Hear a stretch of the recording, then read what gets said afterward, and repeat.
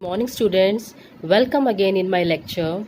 In the last sections we have discussed about the terms, important terms related to the spinal cord like conus medullaris, phylum terminale and chorda equina, the external and internal features of the spinal cord and the gray matter of the spinal cord. In our today's class we will discuss about the white matter of the spinal cord. आप जानते हैं spinal cord के अंदर वाले portion में grey matter होता है H shape का, और स्पाइनल कॉर्ड के बाहर वाले पोर्शन में स्पाइनल कॉर्ड का वाइट मैटर होता है। मैंने आपको पहले ये डायग्राम दिखाया था। ये स्पाइनल कॉर्ड का ग्रे मैटर है और बाहर की तरफ जो है स्पाइनल कॉर्ड का वाइट मैटर है। तो स्पाइनल कॉर्ड का जो ग्रे मैटर होता है वो बहुत सारे सेल बॉडीज़ मतलब बहुत सारे न्यूक्लियाई से मिलके बना होता है, जो हमने पिछली क्लास में स्टडी किया था। आज हम स्पाइनल कॉर्ड के वाइट मैटर के बारे में पढ़ेंगे। स्पाइनल कॉर्ड का वाइट मैटर किससे बना होता है? Group of exons. एक्सॉन्स का जो ग्रुप है वो क्या बनाता है? स्पाइनल कॉर्ड का वाइट मैटर। क्योंकि जो स्पाइनल कॉर्ड है वो किसका पार्ट है? वो हमारा सीएनएस का पार्ट है, इसलिए यहाँ पर जो एक्सॉन्स के ग्रुप होंगे जो कि वाइट मैटर बना रहा है उसको हम क्या नाम देंगे? Tracts. Group of the axons in the CNS is called as tract. ये मैंने आपको अपनी फर्स्ट क्लास में बताया था। Group of axons in the CNS is called as tracts. तो ये ट्रैक्ट्स जो है इन्हीं के बारे में हम पढ़ेंगे। तो ये ट्रैक्ट क्या करते हैं? ये दो ग्रे मैटर को आपस में जोड़ने का काम करते हैं। CNS के अंदर ही the collection of the nerve fibres that connects the two masses of the grey matter within the CNS are called as tracts. ठीक है, तो दो ग्रे मैटर को CNS में जो ऊपर ब्रेन में जो ग्रे मैटर है उसको और जो स्पाइनल कॉर्ड में ग्रे मैटर है उसको जोड़ने का काम कौन कर रहा है? ट्रैक्ट कर रहे हैं। तो ये जो ट्रैक्ट होते हैं ये जिन दो ग्रे मासेस को जोड़ते हैं उन्हीं के नाम पे इसको बोला जाता है। ठीक है, जैसे कि हम अभी आपको बताएंगे। जैसे कॉर्टिको स्पाइनल ट्रैक्ट है। कॉर्टिको मतलब जो ब्रेन के कॉर्टेक्स को स्पाइनल कॉर्ड से जोड़ेगा उसे बोलते हैं कॉर्टिको स्पाइनल ट्रैक्ट। ठीक है, तो अभी ट्रैक्ट क्या होते हैं? Collection of the nerve, collection of the axons that connects the two masses of the gray matter within the CNS is called as tract। तो ये ट्रैक्ट जो है ये ऊपर जाने वाले भी होते हैं और ये नीचे जाने वाले भी होते हैं। ऊपर जो इन्फॉर्मेशन लेके जाते हैं वो होते हैं हमारे असेंडिंग ट्रैक्ट्स, उनको हम सेंसरी ट्रैक्ट्स भी बोलते हैं। और जो नीचे इन्फॉर्मेशन ब्रेन से नीचे स्पाइनल कॉर्ड में इन्फॉर्मेशन लेके आते हैं उनको हम बोलते हैं डिसेंडिंग ट्रैक्ट्स, और we can also say it as motor tracts, क्योंकि वो इन्फॉर्मेशन को नीचे लेके आ रहे हैं स्पाइनल कॉर्ड तक। ठीक है, तो वन बाय वन हम डिसेंडिंग और असेंडिंग ट्रैक्ट्स के बारे में पढ़ेंगे। तो डिसेंडिंग ट्रैक्ट्स कितने प्रकार के होते हैं? डिसेंडिंग ट्रैक्ट्स भी दो प्रकार के होते हैं, pyramidal tracts and extra pyramidal tracts. Pyramidal tracts को हम कॉर्टिको स्पाइनल ट्रैक्ट्स भी बोलते हैं। अब पिरामिडल ट्रैक्ट को कॉर्टिको स्पाइनल ट्रैक्ट भी बोलते हैं। कॉर्टिको स्पाइनल मतलब डिसेंडिंग है ना, ऊपर से नीचे आएंगे, तो ऊपर ब्रेन का जो कॉर्टेक्स है वहाँ से लेके नीचे स्पाइनल कॉर्ड तक आने वाले जो ट्रैक्ट हैं वो क्या है? हमारे कॉर्टिको स्पाइनल ट्रैक्ट। इनको हम पिरामिडल ट्रैक्ट्स भी बोलते हैं। क्यों बोलते हैं? क्योंकि ये जो हमारे ट्रैक्ट्स होते हैं कॉर्टिको स्पाइनल ट्रैक्ट, ये ऊपर ब्रेन के मोटर एरिया के अंदर कुछ पिरामिडल सेल्स होते हैं, उन पिरामिडल सेल्स से स्टार्ट करते हैं। और दूसरी बात, इनमें से 80% जो फाइबर्स होते हैं जब ये नीचे आ रहे होते हैं तो इनमें से जो 80% फाइबर्स होते हैं वो मेडुला के सबसे आगे वाले पोर्शन, मेडुला ऑब्लोंगेटा का सबसे आगे वाला पोर्शन होता है पिरामिड। उस पिरामिड में आके इसके 80% फाइबर्स आपस में ऐसे क्रॉस करते हैं। जैसे ये आप ये डायग्राम मैंने दिखाया है, इसमें ये मैंने मेडुला बनाया है। इसमें मेडुला में इस तरह से ये मेडुला है, ये राइट हाफ है, ये लेफ्ट हाफ है मेडुला का। तो ऊपर से जो कॉर्टिको स्पाइनल फाइबर्स आ रहे हैं, इसके नीचे स्पाइनल कॉर्ड है, ब्रेन के कॉर्टेक्स से जो नीचे फाइबर्स उतर के आ रहे हैं वो यहाँ पर मेडुला में आके, मेडुला का जो आगे वाला पोर्शन है उसे बोलते हैं पिरामिड, यहाँ पर आके ऐसे डीकसेट करते हैं, आपस में इस तरह से क्रॉस करते हैं। तो इसको हम क्या बोलते हैं? पिरामिडल डीकसेशन। तो क्योंकि ये पिरामिडल सेल से आ रहे हैं ऊपर सेरिब्रल कॉर्टेक्स से, और मेडुला के पिरामिड पोर्शन में इसके 80% फाइबर्स क्रॉस कर रहे हैं, इसीलिए इस ट्रैक्ट को हम क्या बोलते हैं? पिरामिडल ट्रैक्ट भी बोलते हैं। समझ आया? तो जो डिसेंडिंग ट्रैक्ट्स हैं वो पहले हम उसकी दो क्लासिफिकेशन करेंगे, पिरामिडल ट्रैक्ट्स और एक्स्ट्रा पिरामिडल। जो एक्स्ट्रा पिरामिडल मतलब जो पिरामिड में से नहीं आते हैं, ठीक है। तो पिरामिडल और एक्स्ट्रा पिरामिडल। पिरामिडल के दो प्रकार हैं। एक पिरामिडल को हम कॉर्टिकोस्पाइनल ट्रैक्ट भी बोलते हैं और इसके भी दो प्रकार हैं, एक एंटीरियर कॉर्टिकोस्पाइनल ट्रैक्ट और एक होता है हमारा lateral corticospinal tract. Anterior corticospinal tract और लेटरल कॉर्टिकोस्पाइनल ट्रैक्ट इनको क्यों बोलते हैं? क्योंकि ये स्पाइनल कॉर्ड का मैंने जब डायग्राम बताया था तो मैंने आपको ये जो वाइट मैटर होता है ये तीन पोर्शंस में डिवाइडेड होता है। This is anterior white column या anterior funiculus, this is lateral white column और lateral funiculus and this is posterior white column और पोस्टीरियर फ्यूनिकुलस। तो ब्रेन के कॉर्टेक्स से नीचे स्पाइनल कॉर्ड पे जब ये आते हैं, कॉर्टिकोस्पाइनल ट्रैक्ट जब नीचे आता है तो ये किस पोर्शन पे आके एंड होता है उसी को हम उसी के नाम से इसको बोलते हैं, एंटीरियर कॉर्टिकोस्पाइनल ट्रैक्ट और लेटरल कॉर्टिकोस्पाइनल ट्रैक्ट। अगर ये यहाँ पर एंटीरियर जो हमारा वाइट कॉलम है, ये वाला वाइट कॉलम एंटीरियर फ्यूनिकुलस, इसमें आके एंड होते हैं तो उसे हम बोलते हैं एंटीरियर कॉर्टिकोस्पाइनल ट्रैक्ट। और जो हमारा ट्रैक्ट यहाँ पर लेटरल फ्यूनिकुलस में या लेटरल वाइट कॉलम में आके एंड होता है उसे हम बोलते हैं लेटरल कॉर्टिकोस्पाइनल ट्रैक्ट। ठीक है, तो ये किस तरह से शुरू होते हैं? ब्रेन के कॉर्टेक्स से शुरू हुए, ठीक है। ब्रेन के कॉर्टेक्स से शुरू होने के बाद ये नीचे मिड ब्रेन, पॉन्स और मेडुला के थ्रू नीचे उतरते हैं और मेडुला में आने के बाद इसके जो ये जो पिरामिडल ट्रैक्ट्स हैं, मेडुला में आने के बाद इसमें 80% फाइबर्स ये यहीं पर मेडुला में क्रॉस कर जाते हैं। राइट वाले लेफ्ट में चले जाएंगे और लेफ्ट वाले राइट में चले जाएंगे। फिर उसके बाद ये नीचे स्पाइनल कॉर्ड पे जाएंगे। स्पाइनल कॉर्ड पे आके ये जो 80% जो फाइबर जो मेडुला में क्रॉस करते हैं वो यहाँ पर lateral white column of the spinal cord पे आके एंड होते हैं। इसीलिए इसको हम बोलते हैं लेटरल कॉर्टिकोस्पाइनल ट्रैक्ट। जो 80% फाइबर्स इसमें क्रॉस किए वो होते हैं हमारे लेटरल कॉर्टिकोस्पाइनल ट्रैक्ट। अब जो 20% फाइबर्स थे वो मेडुला में आके क्रॉस नहीं करते हैं। वो क्या करते हैं, नीचे स्पाइनल कॉर्ड में आते हैं और स्पाइनल कॉर्ड में आने के बाद ये स्पाइनल कॉर्ड में आते हैं, ऊपर कहीं क्रॉसिंग नहीं हुई, राइट वाले राइट साइड पे आ रहे हैं। सपोज ये राइट साइड वाले आ रहे हैं तो right side of the spinal cord पे ही आएंगे और फिर यहाँ पर स्पाइनल कॉर्ड में आकर ये यहाँ पर क्रॉस करते हैं। स्पाइनल कॉर्ड में आकर ये क्रॉस करते हैं, मतलब स्पाइनल कॉर्ड के लेफ्ट वाले साइड के एंटीरियर वाइट कॉलम में आके एंड होते हैं। इसलिए हम उन्हें बोलते हैं एंटीरियर कॉर्टिकोस्पाइनल ट्रैक्ट। तो जो लेटरल कॉर्टिकोस्पाइनल ट्रैक्ट थे, पिरामिडल ट्रैक्ट दो प्रकार के हुए, लेटरल कॉर्टिकोस्पाइनल ट्रैक्ट और एंटीरियर कॉर्टिकोस्पाइनल ट्रैक्ट। लेटरल वाले ऊपर मेडुला में ही क्रॉस कर जाते हैं। 80% फाइबर्स जो मेडुला में क्रॉस करते हैं और वो नीचे आके स्पाइनल कॉर्ड के लेटरल वाइट कॉलम में एंड होते हैं, उसे हम बोलते हैं लेटरल कॉर्टिकोस्पाइनल ट्रैक्ट। और एंटीरियर कॉर्टिकोस्पाइनल ट्रैक्ट वो ट्रैक्ट होते हैं जो 20% फाइबर्स जो क्रॉस नहीं किए वो डायरेक्ट नीचे आ गए स्पाइनल कॉर्ड पे और स्पाइनल कॉर्ड में आने के बाद फिर स्पाइनल कॉर्ड में उनकी क्रॉसिंग होती है, राइट वाले लेफ्ट पोर्शन में चले जाते हैं, लेफ्ट साइड के एंटीरियर फ्यूनिकुलस में या एंटीरियर वाइट कॉलम में एंड करते हैं। उसे हम बोलते हैं एंटीरियर कॉर्टिकोस्पाइनल ट्रैक्ट। ठीक है, तो ये हमारे जो थे पिरामिडल ट्रैक्ट्स थे जो कि दो प्रकार के थे, एंटीरियर कॉर्टिकोस्पाइनल ट्रैक्ट और लेटरल कॉर्टिकोस्पाइनल ट्रैक्ट। इन जो दोनों ट्रैक्ट्स का बहुत इंपॉर्टेंट फंक्शन होता है, ये हमारे स्केलेटल मसल्स की जो मूवमेंट्स होती हैं, मतलब जो हमारे स्केलेटल मसल होती है उनकी टोन को मेंटेन करता है, उनको मोटर रिस्पॉन्स जो है ये प्रोवाइड करता है। कौन? हमारा पिरामिडल ट्रैक्ट। ठीक है, पिरामिडल ट्रैक्ट्स दो प्रकार के हैं।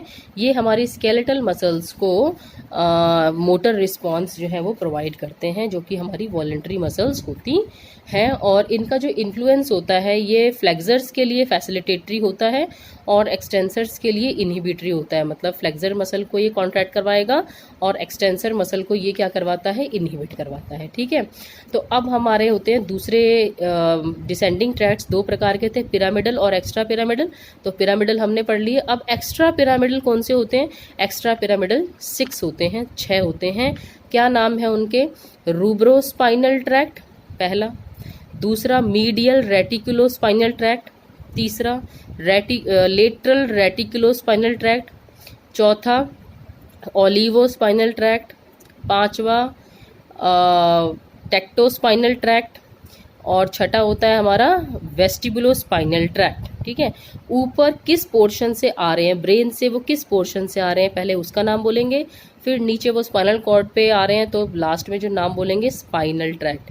वेस्टिबुलो मतलब वेस्टिबुलर न्यूक्लियस से आ रहे हैं और स्पाइनल कॉर्ड पे एंड हो रहे हैं। तो इस डिसेंडिंग ट्रैक्ट्स में लास्ट में स्पाइनल वर्ड लगेगा, और असेंडिंग ट्रैक्ट्स में स्पाइनल कॉर्ड से ऊपर शुरू होते हैं और ऊपर जाते हैं, इसलिए पहले स्पाइनल वर्ड लगेगा। तो ये 6 प्रकार के हो गए। इसका फॉर्मूला मैंने कुछ बनाया है, आप चाहे जो भी बना सकते हैं, लेकिन मैंने जो बनाया है वो क्या है, रूबी रहती है ऑलिव और टीवी के पास। रूबी रहती है ऑलिव और टीवी के पास। रूबी का मतलब रूब्रो, लास्ट में तो स्पाइनल लगाना है, बस आगे वाले वर्ड्स याद करने हैं। रूब्रो स्पाइनल ट्रैक्ट, रूबी। रहती मतलब रेटिकुलो स्पाइनल ट्रैक्ट। अब ये 2 होते हैं रेटिकुलो वाले, एक मीडियल रेटिकुलो स्पाइनल ट्रैक्ट और दूसरा लेटरल रेटिकुलो स्पाइनल ट्रैक्ट होता है। तीसरा ऑलिव के पास, ऑलिव मतलब ऑलिवो स्पाइनल ट्रैक्ट। चौथा टेक्टो स्पाइनल ट्रैक्ट, टी मतलब टेक्टो स्पाइनल ट्रैक्ट, वी मतलब वेस्टिबुलो स्पाइनल ट्रैक्ट। तो ये 6 ट्रैक्ट्स हैं। आपको इन बीएमएस के लेवल पे अगर आपको स्पाइनल कॉर्ड आता है और उसमें आपको वाइट मैटर लिखना है, तो आप केवल ये ट्रैक्ट्स के नाम आप याद कर लेंगे कि डिसेंडिंग ट्रैक्ट्स 2 प्रकार के होते हैं, पिरामिडल और एक्स्ट्रा पिरामिडल। पिरामिडल में 2 प्रकार के हो गए, लेटरल कॉर्टिकोस्पाइनल ट्रैक्ट और एंटीरियर कॉर्टिकोस्पाइनल ट्रैक्ट। और हमारा जो एक्स्ट्रा पिरामिडल ट्रैक्ट्स हैं वो 6 होते हैं, rubrospinal tract, medial reticulospinal tract, lateral reticulospinal tract, और हमारा ओलिवोस्पाइनल ट्रैक्ट, टेक्टोस्पाइनल ट्रैक्ट और वेस्टिबुलोस्पाइनल ट्रैक्ट। तो जिस पोर्शन से स्टार्ट हो रहे हैं, जैसे रूब्रोस्पाइनल ट्रैक्ट है, मैं थोड़ा थोड़ा इनके बारे में बता दे रही हूँ। वैसे आपको यहीं तक ज़्यादा इंपॉर्टेंट है पढ़ना from at the level of BMS, तो आप इतना भी पढ़ सकते हो। उसके बाद अब डिसेंडिंग जो असेंडिंग ट्रैक्ट्स हैं उनके भी आप नाम याद कर लीजिएगा, तो वो मैं बताऊंगी भी आपको। तो इसमें रूब्रोस्पाइनल ट्रैक्ट, रूब्रो मतलब जो हमारा मिड ब्रेन होता है ना ऊपर, तो मिड ब्रेन में एक न्यूक्लियस होता है, उसे बोलते हैं रेड न्यूक्लियस। तो उसके लिए वर्ड हम यूज़ करते हैं रूब्रोस्पाइनल ट्रैक्ट, ठीक है, रूब्रो वर्ड यूज़ करते हैं। तो उधर रेड न्यूक्लियस, मिड ब्रेन में जो रेड न्यूक्लियस है वहाँ से स्टार्ट होके नीचे स्पाइनल कॉर्ड पे आता है, इसको बोलते हैं रूब्रो स्पाइनल ट्रैक्ट। और दूसरा हमारा होता है रेटिकुलो स्पाइनल ट्रैक्ट। रेटिकुलो का मतलब होता है कि रेटिकुलर फॉर्मेशन, एक न्यूक्लियस होता है उसे बोलते हैं रेटिकुलर फॉर्मेशन। तो वो रेटिकुलर जो फॉर्मेशन है वो पॉन्स में भी होती है और मेडुला में भी होती है। तो पॉन्स के रेटिकुलर फॉर्मेशन से स्टार्ट होके नीचे स्पाइनल कॉर्ड तक आएगा, उसे बोलते हैं मीडियल रेटिकुलो स्पाइनल ट्रैक्ट। और मेडुला ऑब्लोंगेटा में जो रेटिकुलर फॉर्मेशन है वहाँ के रेटिकुलर फॉर्मेशन से स्टार्ट होके जो नीचे स्पाइनल कॉर्ड तक आएगा ट्रैक्ट, उसे बोलते हैं लेटरल रेटिकुलो स्पाइनल ट्रैक्ट बोलते हैं। ऑलिवो स्पाइनल ट्रैक्ट क्या होता है कि जो स्पाइनल मेडुला ऑब्लोंगेटा होता है ऊपर, उसमें एक न्यूक्लियस होता है, उसे बोलते हैं इंफीरियर ओलिवरी न्यूक्लियस।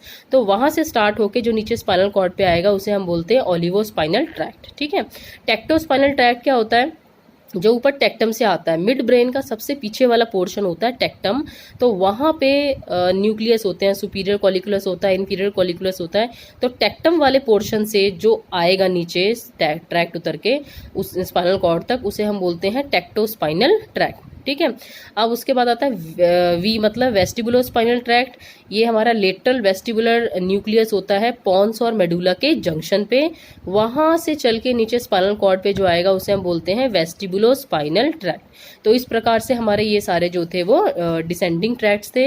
अब हम जो है वो असेंडिंग ट्रैक्ट्स के बारे में पढ़ेंगे। असेंडिंग ट्रैक्ट्स को हम क्या बोलते हैं, सेंसरी ट्रैक्ट्स बोलते हैं। मतलब ये स्पाइनल कॉर्ड से चल के ऊपर ब्रेन में जाएंगे, ब्रेन स्पाइनल कॉर्ड के ग्रे मैटर को ब्रेन के ग्रे मैटर से कनेक्ट करेंगे। तो ये हमारे होते हैं असेंडिंग ट्रैक्ट। ये 8 प्रकार के होते हैं, इसमें 8 पढ़ेंगे हम। तो इसमें सबसे पहले हम वर्ड क्या लगाएंगे, स्पाइनो, क्योंकि स्पाइनल कॉर्ड से स्टार्ट हो रहे हैं और जिस भी पोर्शन तक, ब्रेन के जिस पोर्शन तक जाएंगे बाद में उसका नाम जोड़ देंगे। सबसे पहले जैसे कि एंटीरियर स्पाइनो थैलेमिक ट्रैक्ट, मतलब स्पाइनल कॉर्ड से चलेगा और ऊपर थैलेमस पे एंड होगा। तो इसमें 2 होते हैं, स्पाइनोथैलेमिक ट्रैक्ट भी 2 होते हैं। एक एंटीरियर स्पाइनोथैलेमिक ट्रैक्ट होता है और एक लेटरल स्पाइनोथैलेमिक ट्रैक्ट होता है। तो 2 थैलेमस तक जाने वाले हैं, एंटीरियर स्पाइनोथैलेमिक ट्रैक्ट और लेटरल स्पाइनोथैलेमिक ट्रैक्ट। उसके बाद 2 हैं हमारे, एक उसके बाद दूसरे जो 3rd और 4th मतलब फैसिकुलस ग्रेसिलिस, और चौथा हमारा होता है फैसिकुलस क्यूनिएटस। फैसिकुलस ग्रेसिलिस और फैसिकुलस क्यूनिएटस क्या होता है, मेडुला ऑब्लोंगेटा में 2 न्यूक्लियस होते हैं, एक होता है न्यूक्लियस ग्रेसिलिस और एक होता है न्यूक्लियस क्यूनिएटस। मेडुला में हम आपको डिटेल बताएंगे उसकी। तो न्यूक्लियस ग्रेसिलिस और न्यूक्लियस क्यूनिएटस, जो स्पाइनल कॉर्ड से शुरू होकर न्यूक्लियस ग्रेसिलिस तक जाएगा उसे बोलते हैं फैसिकुलस ग्रेसिलिस, और स्पाइनल कॉर्ड से चल के जो न्यूक्लियस क्यूनिएटस तक जाएगा मेडुला में उसे बोलते हैं फैसिकुलस क्यूनिएटस बोलते हैं। ठीक है, तो 4 ये हो गए। उसके बाद हमारा fifth and sixth, dorsal स्पाइनो cerebellar tract. अब सेरिबेलम तक जाने वाले 2 हैं हमारे, डॉर्सल स्पाइनो सेरिबेलर ट्रैक्ट और वेंट्रल स्पाइनो सेरिबेलर ट्रैक्ट। ठीक है, सेरिबेलम के वेंट्रल पोर्शन और डॉर्सल पोर्शन पे जो जाएगा उसी के अकॉर्डिंग डॉर्सल स्पाइनो सेरिबेलर ट्रैक्ट और वेंट्रल स्पाइनो सेरिबेलर ट्रैक्ट। तो ये 6 हो गए। तो 2 थैलेमस तक गए, 2 मेडुला तक गए और 2 जो है वो सेरिबेलम पे गए, और जो 2 और बचे 8 होते हैं ना, तो एक होता है हमारा स्पाइनो ओलिवरी ट्रैक्ट, स्पाइनल कॉर्ड से चल के ऊपर ओलिवरी न्यूक्लियस, जैसे हमने डिसेंडिंग में ओलिवो स्पाइनल पढ़ा था ना, यहाँ पे स्पाइनो ओलिवरी ट्रैक्ट। और उसके बाद होता है हमारा स्पाइनो टेक्टल ट्रैक्ट, 8th है हमारा स्पाइनो टेक्टल ट्रैक्ट। तो आपको ये 8 ट्रैक्ट्स के नाम याद रखने हैं। Anterior spinothalamic tract, second lateral spinothalamic tract, third fasciculus gracilis, fourth fasciculus cuneatus, और जो 5th है वो हमारा डॉर्सल स्पाइनो सेरिबेलर ट्रैक्ट, 6th है हमारा वेंट्रल स्पाइनो सेरिबेलर ट्रैक्ट, 6th है हमारा स्पाइनो ओलिवर, 7th है हमारा स्पाइनो ओलिवरी, और 8th है हमारा स्पाइनो टेक्टल ट्रैक्ट होता है। अब क्योंकि ये असेंडिंग ट्रैक्ट्स क्या होते हैं, ये सेंसेशंस मोड, सेंसरी सेंसेशंस को ऊपर लेके जाते हैं ना, सेंसरी पार्ट है, सेंसरी ट्रैक्ट है, तो कौन कौन सी सेंसेशंस को ये लेके जाते हैं। वैसे आपको इतना ही याद कर लेंगे आप, इनफ है, लेकिन फिर भी मैं आपको थोड़ा थोड़ा इसके बारे में एक 2 लाइन बता दे रही हूँ, आप समझने के लिए अच्छा है। सबसे पहले जो है वो हमारा एंटीरियर स्पाइनोथैलेमिक ट्रैक्ट और लेटरल स्पाइनोथैलेमिक ट्रैक्ट है। तो ये जो लेटरल और एंटीरियर स्पाइनोथैलेमिक ट्रैक्ट है ये हमारी एक्सटेरोसेप्टिव सेंसेशंस को ऊपर लेके जाता है, ब्रेन तक, थैलेमस तक लेके जाता है। एक्सटेरोसेप्टिव सेंसेशंस जैसे कि पेन, टेम्परेचर, टच, प्रेशर, इस तरह की सेंसेशंस को लेके जाएगा। तो जो लेटरल स्पाइनोथैलेमिक ट्रैक्ट होता है ये हमारा पेन और टेम्परेचर सेंसेशंस को लेके जाता है, और हमारा जो एंटीरियर स्पाइनोथैलेमिक ट्रैक्ट होता है ये हमारा टच और प्रेशर, क्रूड टच, जो नॉर्मली जो टच होता रहता है स्किन पे जो हमें पता भी नहीं चलता है, ठीक है, तो वो हमारा जो क्रूड टच होता है और प्रेशर जो होता है उन सेंसेशंस को ये हमारा एंटीरियर स्पाइनोथैलेमिक ट्रैक्ट लेके जाता है। ठीक है, तो पेन, ये दोनों ट्रैक्ट, पेन, टच, टेम्परेचर और प्रेशर, लेटरल वाला पेन और टेम्परेचर, और जो एंटीरियर वाला है वो टच और प्रेशर वाली सेंसेशंस को ब्रेन तक कैरी करके लेके जाएगा। अब इसके बाद हमारा होता है फैसिकुलस ग्रेसिलिस और फैसिकुलस क्यूनिएटस। फैसिकुलस ग्रेसिलिस और फैसिकुलस क्यूनिएटस कौन सी सेंसेशंस को लेके जाता है, ये हमारी कॉन्शियस प्रोप्रियोसेप्टिव इम्पल्सिस जो हैं उन कॉन्शियस प्रोप्रियोसेप्टिव इम्पल्सिस को ऊपर ब्रेन तक लेके जाएगा।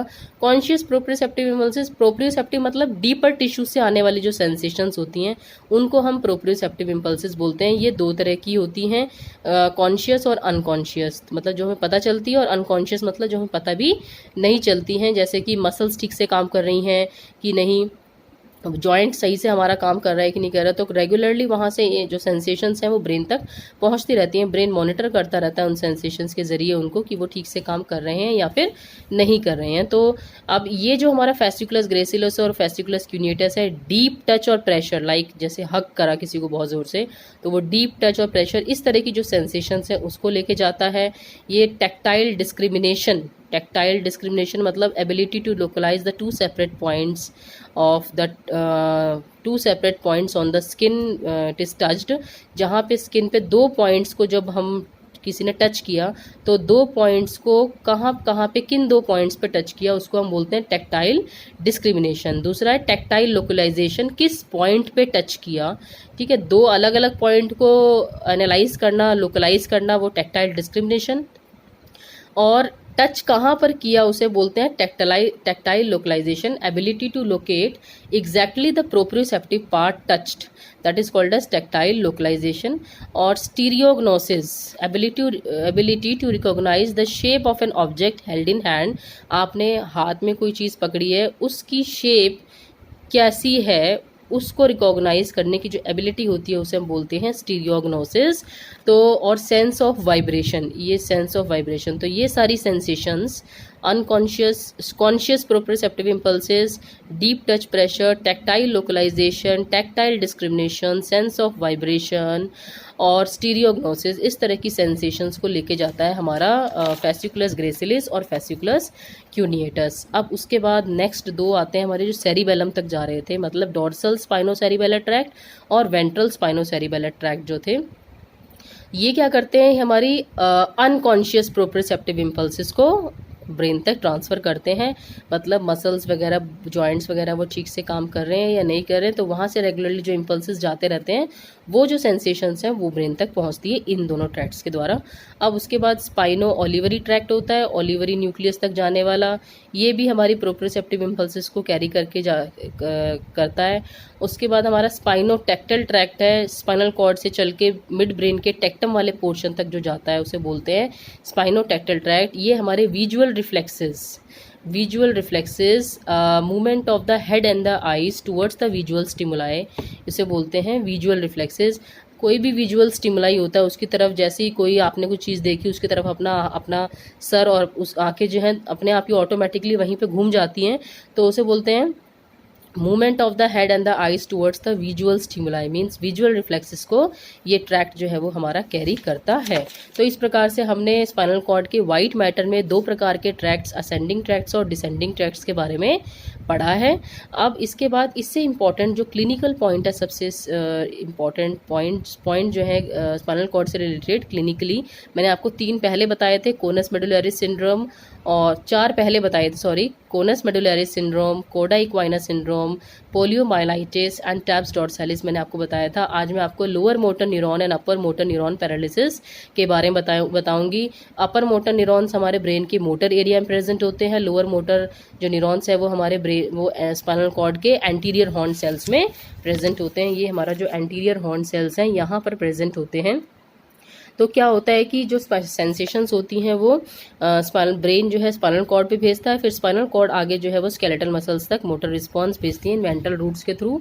तो अगर किसी में भी खराबी होती है तो किस तरह की पैरालिसिस होती है, तो उसके आधार पर लोअर मोटर न्यूरॉन पैरालिसिस और अपर मोटर न्यूरॉन पैरालिसिस बताई गई है। तो जो लोअर मोटर न्यूरॉन टाइप की पैरालिसिस होती है उसमें मसल टोन जो है वो बिल्कुल ही ख़त्म हो जाती है, और उसमें जो अपर मोटर न्यूरॉन टाइप की पैरालिसिस होती है उसमें मसल टोन बढ़ जाती है। इसका सीधा सीधा वो है कि और दूसरी बात, मसल टोन इसमें लोअर मोटर न्यूरॉन टाइप में मसल टोन बिल्कुल ख़त्म हो जाएगी और अपर मोटर न्यूरॉन टाइप में मसल टोन बढ़ जाती है। और इसमें जो लोअर मोटर न्यूरॉन टाइप में मसल्स कैसी होती हैं, फ्लैसिड पैरालिसिस होगा, पैरालिसिस तो होगा लेकिन फ्लैसिड पैरालिसिस होगा, मतलब मसल्स एकदम शिथिल हो जाएंगी, फ्लैसिड हो जाएंगी। और उसमें जो पैरालिसिस होता है अपर मोटर न्यूरॉन में वो कैसा होता है, स्पास्टिक पैरालिसिस होता है। ठीक है, तो ये कैसे होता है। और रिफ्लेक्सेस भी जो है वो इसमें जो लोअर मोटर न्यूरॉन लीजन है उसमें मसल्स की जो है वेस्टिंग होती है और उसमें वेस्टिंग नहीं होती है मसल्स की अपर मोटर न्यूरॉन में। क्यों? क्योंकि अब मैं आपको 2 एग्जांपल मैं एग्जांपल देके बताती हूँ। जैसे स्कूल में प्रिंसिपल होता है और वाइस प्रिंसिपल होता है ना, तो प्रिंसिपल डायरेक्ट काम नहीं करता है, प्रिंसिपल अपना काम किसको देगा, वाइस प्रिंसिपल को देगा। ठीक है, तो ये जो ब्रेन है वो हमारा प्रिंसिपल है और स्पाइनल कॉर्ड हमारा वाइस प्रिंसिपल है। तो ब्रेन से सिग्नल आया स्पाइनल कॉर्ड पे, स्पाइनल कॉर्ड ने आगे भेजा स्केलेटल मसल तक। अगर अपर मोटर न्यूरॉन लीजन है, अगर अपर मोटर न्यूरॉन लीजन है तो मतलब प्रिंसिपल खराब हो गया, प्रिंसिपल आया नहीं है, वो सिग्नल देने वाला जो ऊपर बैठा है प्रिंसिपल वो खराब हो गया है, उसमें जो लीजन किसी वजह से लीजन है तो वहाँ से सिग्नल नहीं आ रहे हैं, वहाँ से इम्पल्सेस नहीं आ रहे हैं। तो क्या करेगा, जो ये लेकिन लोअर मोटर न्यूरॉन तो ठीक है ना, तो ये क्या करता है, प्रिंसिपल की एब्सेंस में क्या करेगा, वाइस प्रिंसिपल ज़्यादा बढ़ चढ़ के काम करेगा। तो क्या करता है, स्पाइनल कॉर्ड जो होता है उससे जो इम्पल्सेस आते हैं वो क्या होते हैं, हाइपर हो जाते हैं। जो मोटर रिस्पॉन्स जाता है स्पाइनल कॉर्ड तक वो क्या होता है, हाइपर हो जाता है। मतलब कंट्रोल करने वाला प्रिंसिपल था, मतलब ब्रेन था, ब्रेन के जो अपर मोटर न्यूरॉन थे वो खराब हो गए हैं, वो आए नहीं है, प्रिंसिपल नहीं आया है।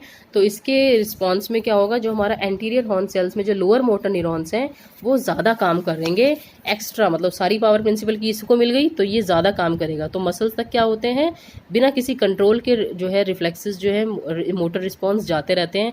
इसलिए इसमें क्या होता है, मसल्स कैसी हो जाती है, स्पास्टिक हो जाती है, बहुत ज़्यादा कॉन्ट्रैक्शंस होगा तो मसल कैसी हो जाती है, स्पास्टिक हो जाती है। इसलिए पैरालिसिस कैसी हो जाती है, इसमें स्पास्टिक पैरालिसिस बोलते हैं अपर मोटर न्यूरॉन लीजन में। और कैसी हो जाती है, मसल टोन बढ़ जाएगी।